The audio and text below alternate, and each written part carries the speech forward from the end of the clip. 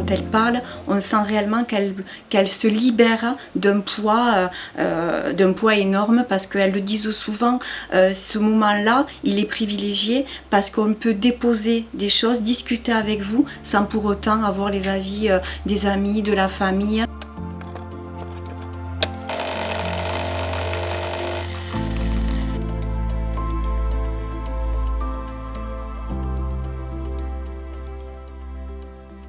En fait, c'est comme revivre.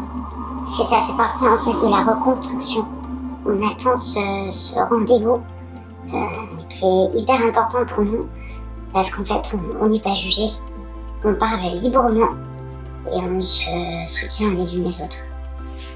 On se sent soulagé. Les poids qu'on a au fond de nous, au fond de moi, ça, je me suis reparlé. 5 ans, je n'ai pas parlé du tout à personne. Et là, ça fait 1 an, quand je viens, je dis tout ce que je ressens. On n'exige pas qu'elle vienne à toutes les séances. Donc il y a une forme de liberté. J'y viens quand j'en ai besoin. Si j'en ai plus besoin, je ne viens plus. En fait, c'est vrai que c'est la liberté en fait, d'expliquer, de pouvoir en fait dire les choses sans avoir de jugement, sans avoir besoin de se justifier surtout. Quelqu'un d'autre veut prendre la parole ?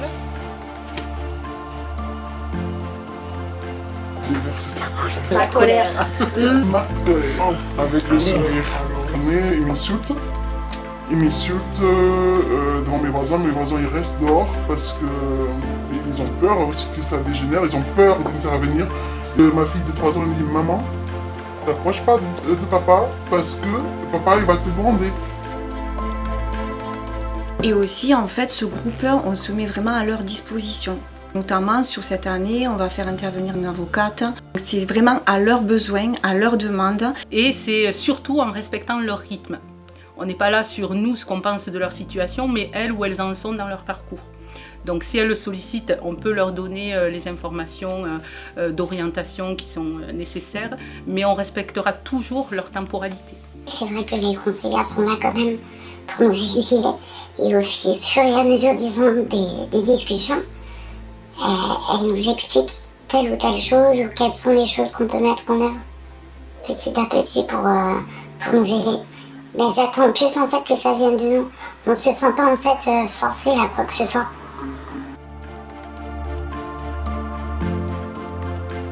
Et on remarque effectivement l'évolution de ces femmes, rien que des fois au niveau physique.